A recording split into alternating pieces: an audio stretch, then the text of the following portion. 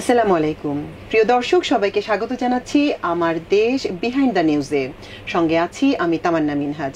আপনারা সবাই জানেন এই আয়োজনে আমরা কথা বলি মূলত দিনের সবচেয়ে আলোচিত খবরটি নিয়ে, যে কন্টেন্টটি আপনারা পছন্দ করেছেন এবং ছাপা পত্রিকায় যে খবরটি আপনাদেরকে সবচেয়ে বেশি মোহিত করেছে সেই খবরটি নিয়ে। সেই হিসেবে যদি দেখতে যাই, আজকের দিনে সবচেয়ে আলোচিত খবরটি ছিল ট্রানজিটের ফায়দা শুধু ভারতের, যেটি আমার দেশের আজকে লিড নিউজ ছিল। নিউজটি লিখেছেন সৈয়দ মিজানুর রহমান। আজকে আমরা এই নিউজটির ব্যাপারে কথা বলবো তার সঙ্গে। মিজান ভাই, আপনাকে স্বাগত জানাচ্ছি আমাদের এই আয়োজনে। কেমন আছেন আপনি? আলহামদুলিল্লাহ, আমি ভালো আছি, ধন্যবাদ আপনাকে। এই কথাটি কেন জিজ্ঞেস করলাম আজকে? আমি সচরাচর এই প্রশ্ন দিয়ে শুরু করি না, আজকে আপনাকে শুরু করলাম কারণ যে নিউজটি আপনি লিখেছেন সেটার প্রতিক্রিয়া এত বেশি, এত প্রবল। এখন পর্যন্ত একদম ঝড়ো বেগে প্রতিক্রিয়া পাচ্ছি আমরা। নিউজটির ক্ষেত্রে কিছু জিনিস আছে, আমি যদি সরাসরি নিউজটিতেই প্রবেশ করি, এখানে আপনি একটা ডিজিটের কথা বলেছেন যে গত 16 বছরে বাংলাদেশ ট্রানজিট থেকে ইনকাম করেছে মাত্র, মানে বাংলাদেশের আয় ছিল মাত্র 37 লাখ টাকা। জি, এটা কিভাবে সম্ভব? একটা বিস্ময়কর সংখ্যা, মানে এটা কম। হ্যাঁ, আপনি মানে এটা আসলে ট্রানজিট থেকে যে আয় হওয়ার কথা ছিল, কারণ আমরা এই নিউজটাতে উল্লেখ করেছি যে আমরা এই ট্রানজিটের জন্য বাংলাদেশ ইতিমধ্যে 6 থেকে 7 হাজার কোটি টাকা খরচ করেছে অবকাঠামো খাতে এবং অন্যান্য খাতে। কিন্তু আমরা দেখতে পেয়েছি, আমরা পরিসংখ্যান আমাদের হাতে যা এসছে তার আয় মাত্র 37 লাখ টাকা, কম বেশি হতে পারে। কারণ এখানে আরেকটু জিনিস আমি অ্যাড করতে চাই, পাঠকদেরকে জানিয়ে রাখতে চাই। আমি যখন নিউজটি শুরু করি, ট্রানজিট থেকে আয় কত এই তথ্য পেতে আমাকে অনেক ব্যাক পেতে হয়েছে। আমি জাতীয় রাজস্ব বোর্ডে গিয়েছি, আমি সড়ক পরিবহন সাথে যারা সংশ্লিষ্ট তাদের সঙ্গে কথা বলেছি, নৌ পরিবহন মন্ত্রণালয়, বিআইডব্লিউটি, মানে সবগুলো সংস্থার সঙ্গেই কথা বলেছি, কিন্তু কারো কাছে সঠিক কোনো তথ্য নেই। সঠিক সংখ্যা কত এটি আমরা পাইনি। যার ধরুন আমরা বের করেন নাই যে ওনাদের কতটুকু আয় হচ্ছে। আসলে তারা বলছেন এটা যে ট্রানজিট, এই জিনিসটাই তাদের কাছে এখনো রহস্যজনক। বাংলাদেশ ভারতকে ট্রানজিট দিয়েছে নাকি দ্বিপাক্ষীয় যোগাযোগ ব্যবস্থা, এটা নিয়েই সংশ্লিষ্ট দপ্তরগুলোতে প্রশ্ন রয়েছে। এটা প্রশ্ন থাকবে কেন? কারণ ব্যবহারটা তো খুব সুস্পষ্ট। ভারতের পণ্যবাহী, ওটা সে যাই হোক, রেল হোক, ট্রাক হোক, অথবা নৌপথে যানবাহন হোক, এই জিনিসটা তারা আসছে, তাদের পণ্য বহন করে তারা নিয়ে বাংলাদেশটা ভেদ করে তাদেরই আরেক পার্টে চলে যাচ্ছে। এটা নিয়ম অনুযায়ী বা সেটাই হওয়ার কথা ছিল। কিন্তু দুর্ভাগ্যজনক হলো সত্য যে বিগত সময়ে ভারতকে আমরা এত পরিমাণ ছাড় দিয়েছি, আসলে তাদের কতগুলো ট্রাক আসলো, কতগুলো বাংলাদেশ ক্রস করে যাচ্ছে, কি পণ্য নিয়ে আসলো, এর কোনো কিছুই ঠিক সেইভাবে যাচাই করে দেখা হয়নি এবং এখন পর্যন্ত আমি মনে করি না যে হচ্ছে। একটা বিষয় নিয়ে আমার একটু কৌতূহল আছে। ভারতীয় ট্রাক যেগুলি বাংলাদেশে প্রবেশ করত, এগুলোর ভেতরে কি পণ্য আছে এগুলো বাংলাদেশ কখনো পরীক্ষা করে দেখার চেষ্টা করেনি? নানা কিছু হতে পারে, খাদ্যপণ্য হতে পারে, কিন্তু অস্ত্র তো হতে পারে। হ্যাঁ, সেটাই আমি এখানে আরেকটা, আপনি জানেন যে আমরা লিখেছি যে নিরাপত্তা ঝুঁকি, এই আপনার এই কথা থেকে আমি আসছি। যখন তৃতীয় বা দ্বিতীয় কোনো দেশের একটি পরিবহন বলেন, প্রোডাক্ট বলেন, আমাদের দেশে আসবে, অথবা আমরা যখন আরেকটি দেশে যাব, নিয়ম হচ্ছে যে আমি কি নিয়ে যাচ্ছি সেটা পরীক্ষা করা হবে। পৃথিবী যেখানেই যান আপনি, ইউরোপের কথা বলা হয়ে থাকে, ইউরোপের ট্রানজিট রয়েছে। আমি যেটুকু জানি, আমি নিজেও ইউরোপের বিভিন্ন দেশে গিয়েছি, তাদের ট্রানজিট ব্যবস্থা সম্পর্কে আমার ভালো ধারণা রয়েছে। তাদেরও যখন ট্রানজিট হয়ে যখন এক দেশের পণ্য আরেক দেশে যায়, সেখানে কিন্তু আপনার কী পণ্য নিয়ে আসলো সেগুলো পুঙ্খানুপুঙ্খভাবে পরীক্ষা করা হয়, স্ক্যানিং করা হয় এবং তারপর সেগুলোকে খালাস করা হয়। কিন্তু আমাদের ক্ষেত্রে যেটা হয়েছে, দুর্ভাগ্যজনক হলেও সত্য, যে সেগুলোর কিছুই করা হয়নি বলে আমরা জানতে পেরেছি এবং সেটি বাংলাদেশের জন্য বড় ধরনের একটা নিরাপত্তা ঝুঁকি তৈরি করেছে। এটা আমি আমার নিউজে বলেছি এবং যাদের সঙ্গে আমি কথা বলেছি, বিশেষজ্ঞ, অর্থনীতিবিদ এবং নিরাপত্তা বিশ্লেষক, প্রত্যেকেরই একটি বক্তব্য যে এটা আসলে কি ট্রানজিট ছিল নাকি ভারতকে একতরফাভাবে একটা সুবিধা দেওয়া হয়েছে। আমি শুরুর কথাতে আবার আসি, সেই 37 লাখ টাকা। এখানে আমি একটু সংশোধনীও দিতে চাই। গতকাল বোধহয়, মানে আজকে সকালে যখন আমাদের এই আপলোডটি হয়, সেই জায়গায় সম্ভবত আমি এক জায়গায় 37 লাখকে ডলার বলে বলেছেন। হ্যাঁ, এটা আপনার আন্তরিকভাবে দুঃখিত এটার জন্য। পুরোটা টাকা হবে আসলে, তবে আমাদের ডলার না, মূল পেপারে অথবা আমাদের অনলাইনে এটা টাকাই গিয়েছে। এটা সম্ভবত পড়তে পড়তে হঠাৎ করে আমার স্লিপ অফ টাং সম্ভবত, এই জন্য আমি আন্তরিক দুঃখিত। তবে টাকার অঙ্কটা 37 লাখ টাকা, এটা ডলার না।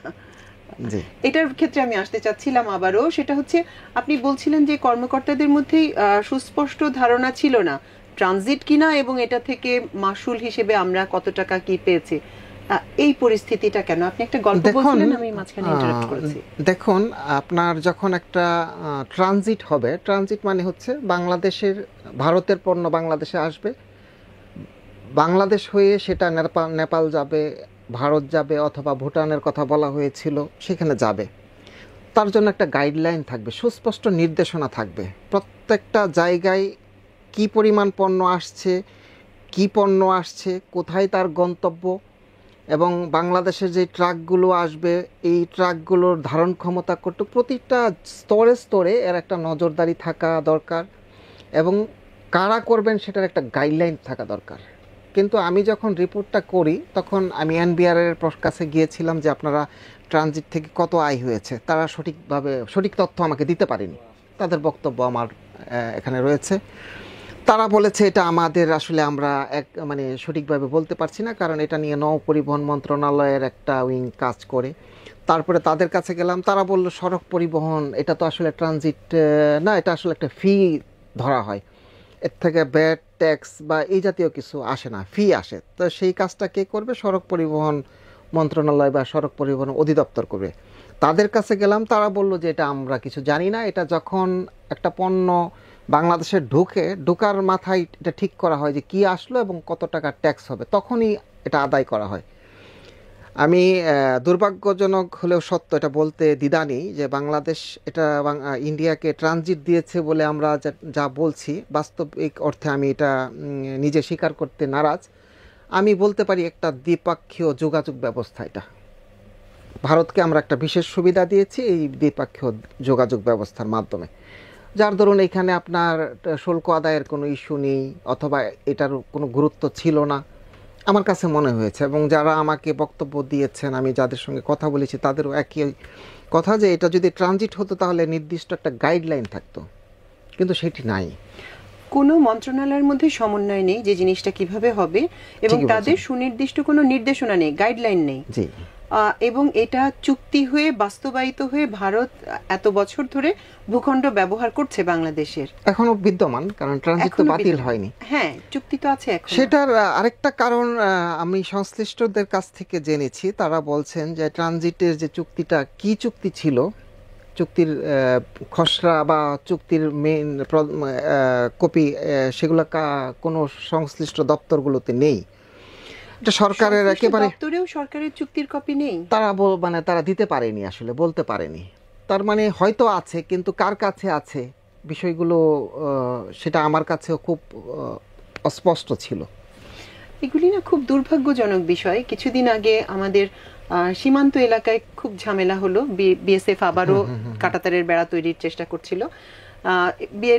স্বাভাবিকভাবেই বিজিবি গিয়ে বাধা দিয়েছে, এলাকাবাসী বাধা দিয়েছে, এবং তখন বিএসএফ এর দিক থেকে যে যুক্তিটা দেয়া হয়েছে যে 2009 কিংবা 10 সালেই হাসিনা সরকারের সঙ্গে তাদের একটা চুক্তি হয়েছিল, যেই চুক্তি বলে আমাদের যে শূন্যরেখা সেটার 150 গজের মধ্যেই তারা কাঁটাতারের বেড়া নির্মাণ করতে পারবে।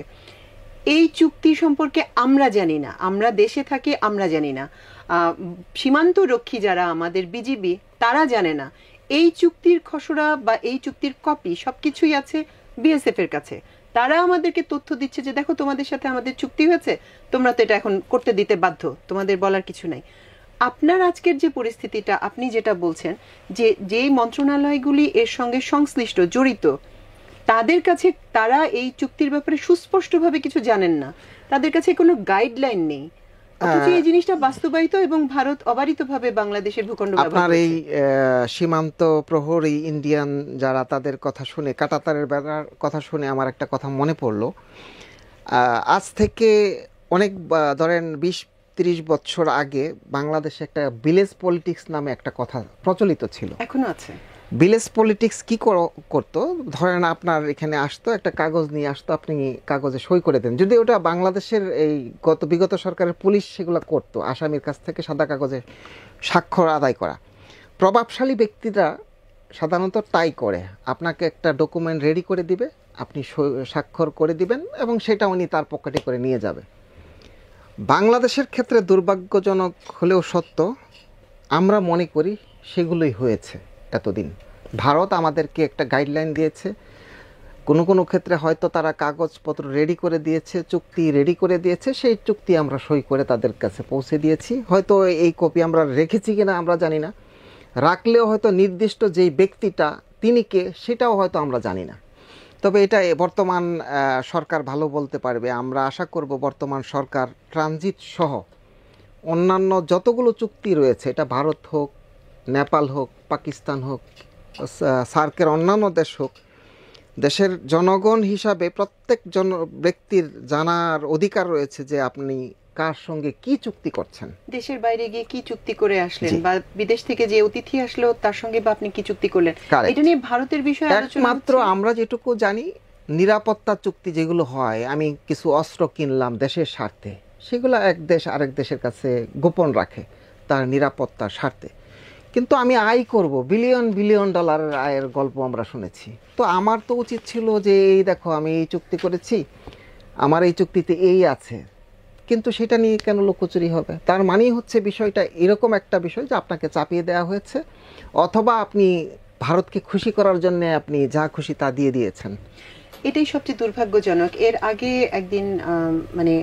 আগে আমাদের নোমান ভাই একদিন এসেছিলেন, তিনি বলছিলেন যে এমনও হয়েছে যে ভারতীয় পত্রিকায় চুক্তির কিছু বিষয়, কিছু ক্লজ প্রকাশ করা হয়েছে, তারপরে আমরা ভারতীয় পত্রিকা থেকে জেনেছি যে কি চুক্তি হয়েছে এবং চুক্তির ভিতরে শর্ত বা সুবিধা কি ছিল। আমাদের এখানে পররাষ্ট্র মন্ত্রণালয় বা আমাদের সচিবালয়, সেখান থেকে কোনো ধরনের কোনো তথ্য, গাইডলাইন, দু চারটা ইনফরমেশন কিছুই আমরা পাইনি। তো যেই তথ্য, যেই ইনফরমেশনগুলি ভারতীয় গণমাধ্যম সহজেই প্রচার করতে পারবে তাদের ক্ষেত্রে, সেই একই তথ্য কেন আমরা প্রচার করতে পারবো না, কেন আমরা পাবো না? গত 16 বছর ধরে কিন্তু আমরা কোনো চুক্তির, যা চুক্তি হয়েছে, কোনো চুক্তির কোনো বিস্তারিত অংশই পাইনি, কখনোই পাইনি। সরকার থেকে একটা প্রেস রিলিজ দেওয়া হয়েছে, প্রেস রিলিজে যা ছিল অ্যাজ ইট ইজ আমরা ছেপে দিয়েছি। এটা ওই আবার ঘুরে ফিরে সেই কথায় আসতে হয় যে আপনি যখন প্রভাবশালী হবেন বা নিজেকে প্রভাবশালী মনে করবেন, তখন আপনি আপনার প্রতি দুর্বল যেই ব্যক্তিটি, তার একটা ভয় থাকবে যে না আমি কি বলতে ভুল বলে ফেলি কিনা, তার থেকে চুপ থাকি, লুকিয়ে রাখি। বাংলাদেশে গণতন্ত্রহীন যে চর্চা একটা গত 16 বছর বা 1.5 দশকে ছিল, সেই চর্চার একটা খেসারত আমরা দিচ্ছি। সেটা হচ্ছে আমরা ভারত প্রেমী হয়ে গিয়েছিলাম গত 1.5 দশক। এত বেশি ভারত নির্ভর যে আপনি ভারত বলে দিচ্ছে তুমি কি করবা, ভারত বলে দিচ্ছে তোমার নির্বাচনে কে অংশ নেবে, ভারত বলে দিচ্ছে তোমার ট্রানজিট কি হবে, ভারত বলে দিচ্ছে তোমার দেশে পেঁয়াজ যাবে না চিনি আসবে, ভারত বলে দিচ্ছে তুমি কোন দেশ থেকে নিরাপত্তা সামগ্রী কিনবা। এই যে ভারত নির্ভরতা আমাদের মধ্যে চলে এসেছিল, এটা একটা কারণ হতে পারে যে এই চুক্তিগুলো আমরা প্রকাশ্যে আনতে পারিনি। খুব দুর্ভাগ্যজনক একটা পরিস্থিতি। আমি কিছু কমেন্টে যেতে চাই, আপনি যদি অনুমতি দেন।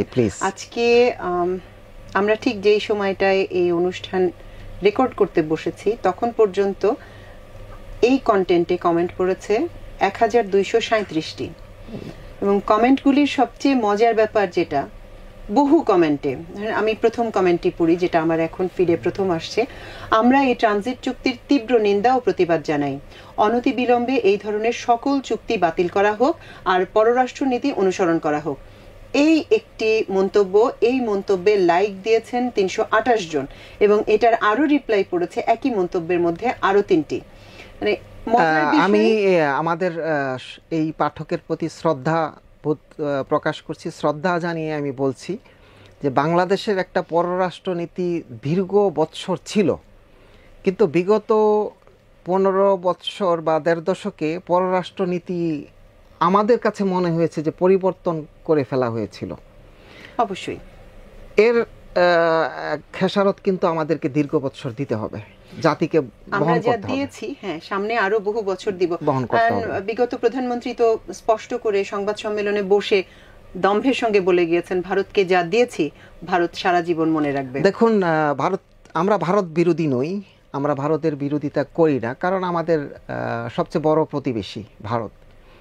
কিন্তু ভারত সেটা মনে করে কিনা, আমাদেরকে ওন করে কিনা, সম্মান করে কিনা, সেটা আমাদের প্রতিবেশী হিসেবে মর্যাদা দিচ্ছে কিনা, তাদের সেটা ভেবে দেখা দরকার বলে আমরা মনে করি। এবং বাংলাদেশের দেখেন আজকে যে কমেন্টসগুলো এসছে, একটা লোক কিন্তু বলেনি যে এই ট্রানজিট যুক্তিযুক্ত ছিল। আমি পড়েছি, সবগুলো কমেন্টস পড়েছি, সবারই একই বক্তব্য যে ট্রানজিট চুক্তিতে কি ছিল সেগুলো প্রকাশ করা হোক, এই চুক্তি বাতিল করা হোক, নতুন করে এগুলো রিভিউ করা হোক।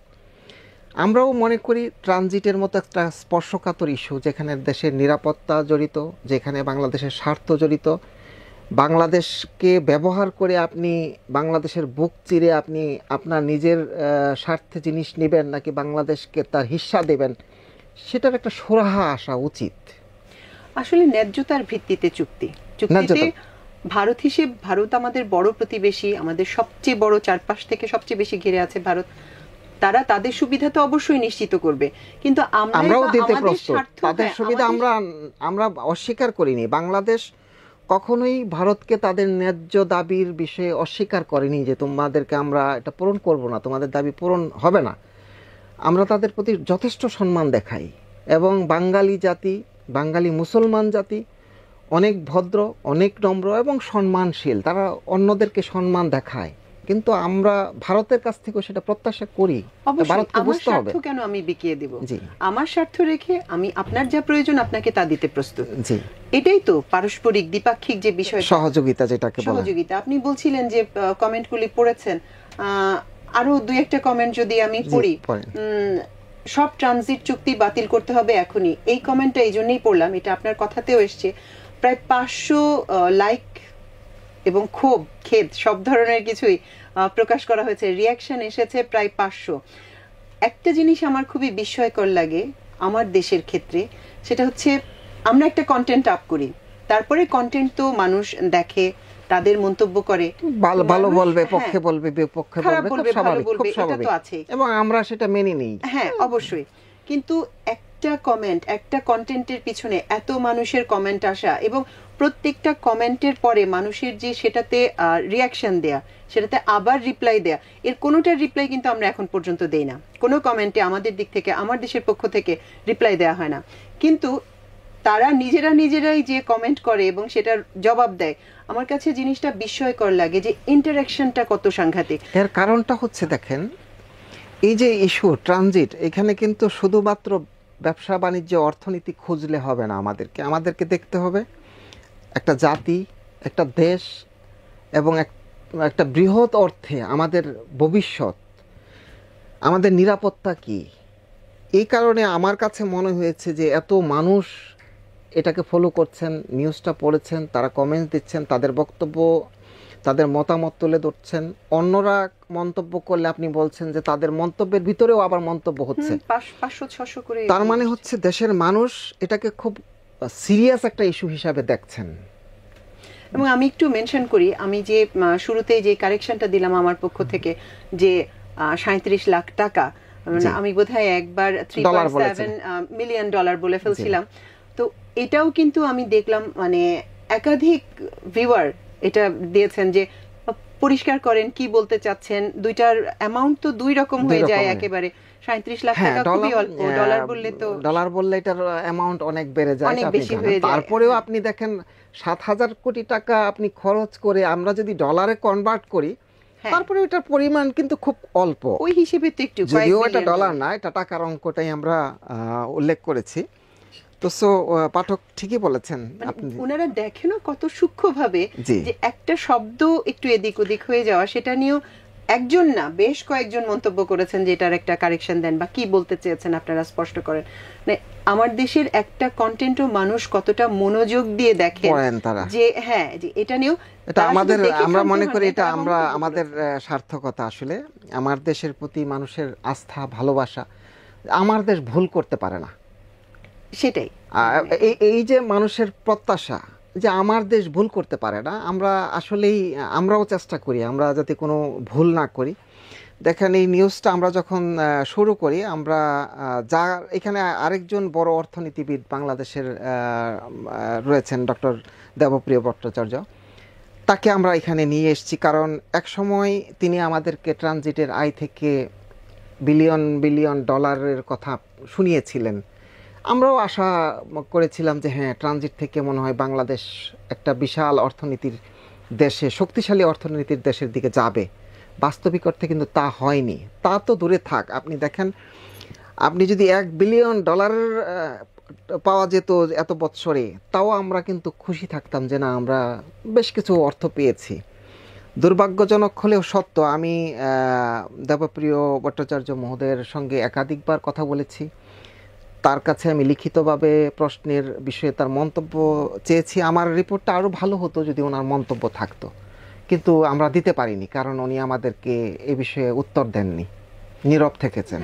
এটা তো আসলে মানে উনি সম্ভবত বিষয়টা ফেস করতে চাচ্ছেন না এখন, আমার মনে আছে। তবে আমি মনে করি তার উচিত দেশবাসীর কাছে এর একটা ব্যাখ্যা দেয়া, যেটাই ব্যাখ্যা হোক, উনি যেটাই মনে করেন। এবং তিনি এখন এই সরকারের একটা গুরুত্বপূর্ণ দায়িত্বে রয়েছেন। উনি শ্বেতপত্র কমিটি, যেটা অর্থনৈতিক, ওইটার প্রধান। তার মানে উনি একজন দায়িত্বশীল ব্যক্তি, এবং এই মাপের, এত উঁচু মাপের দায়িত্বশীল ব্যক্তিরা যদি দেশের স্বার্থের বিষয়ে নীরব থাকেন, তাহলে জাতির জন্য এটা দুর্ভাগ্যের বিষয়। আমি মনে করি উনি একটা ব্যাখ্যা দেবেন। একটা সময় ছিল, আপনারও নিশ্চয়ই মনে আছেন, উনি এবং রেহমান সুবহান, ওনার উল্লেখ আপনার এখানে আছে, ওনারা প্রচুর সেমিনার করে বারবারই কনভিন্স করার চেষ্টা করতেন যে যারা ভাবছে ট্রানজিট দিলে দেশের ক্ষতি হবে নিরাপত্তা বা অন্য ইস্যুতে, তারা আসলে বোকার স্বর্গে। আমি আরেকজন গুণী অর্থনীতিবিদ রেহমান সুবহান, ওনার প্রতিও আমি শ্রদ্ধা রেখে বলছি, উনি এক সময় ট্রানজিটের পক্ষে অনেক কথা বলেছেন এবং এর বিরোধীদেরকে তিনি অশিক্ষিত বলে সম্বোধন করেছেন, খুব দুর্ভাগ্যজনক। এবং ওনাকেও মানে আমরা আসলে এই যে উনি তখন এত পক্ষে কথা বলেছিলেন সিপিডির ব্যানারে, আমি মনে করি সিপিডির এ বিষয়ে একটা বক্তব্য থাকা উচিত, এবং তারা আমাদের এই নিউজ প্রকাশ হয়েছে আজকে, আমি মনে করি সিপিডি এ নিয়ে একটা বিবৃতি প্রকাশ করবে। কারণ সিপিডির ব্যানারে আপনি করেছেন, একটা সংগঠনের ব্যানারে আপনি তার পক্ষে অনেক বছর কাজ করেছেন। বর্তমান সময়ে ট্রানজিট থেকে কি পেয়েছি, প্রাপ্তি এবং সমস্যাগুলো কি, এ নিয়ে সিপিডি এখন বলতে পারে। অবশ্যই আমরা এরকম প্রত্যাশা করব যে তাদের একটা ব্যাখ্যা থাকবে। আমি তো প্রত্যাশা করব যে দেবপ্রিয় ভট্টাচার্য কিছু একটা বলবেন, তার সেদিনের অবস্থান এবং এখনকার অবস্থান। তখন তারা যেভাবে সাধারণ মানুষকে মূর্খ, বোকা স্বর্গে বাস করা, নানা কিছু বলে বোঝানোর চেষ্টা করেছেন যে ট্রানজিট আসলে বাংলাদেশকে সিঙ্গাপুর করে দেবে। আর আজকের আমাদের পরিস্থিতি, ট্রানজিট দেয়া থেকে এতগুলো বছর মাঝখানে পার হয়ে গেল, 2025-এ এসে তারা কি মনে করছেন ট্রানজিট তাদের দৃষ্টিতে আমাদের কি দিয়েছে? মিজান ভাই, আপনাকে অসংখ্য ধন্যবাদ। আশা করি আমরা আবারও শিগগিরই। আপনাকে অসংখ্য ধন্যবাদ, আপনার প্রতি আন্তরিক কৃতজ্ঞতা প্রকাশ করছি। সেই সঙ্গে আমার দৈনিক আমার দেশ পত্রিকার যেসব পাঠক এই নিউজের প্রতিক্রিয়া জানিয়েছেন, তার মানে তারা এই নিউজটি অনেকবার পড়েছেন, তাদের প্রতিও আমি আন্তরিক কৃতজ্ঞতা। এবং আমার নিউজ যদি কোথাও ঘাটতি থাকে, আমি আশা করব ভবিষ্যতে সেই ঘাটতি আমার দেশ আবার পূরণ করবে। প্রিয় দর্শক, আজকের বিহাইন্ড দ্য নিউজের আয়োজন ছিল এ পর্যন্তই। কাল আবারও আপনাদের সামনে হাজির হব আপনাদের পছন্দের আরেকটি খবর নিয়ে। সে পর্যন্ত আল্লাহ আপনাদের সবাইকে ভালো রাখুন, সুস্থ রাখুন, এবং দেখুন, পড়ুন, শুনুন, সাবস্ক্রাইব করুন আমার দেশ। অসংখ্য ধন্যবাদ এতক্ষণ সঙ্গে থাকার জন্য। আল্লাহ হাফেজ।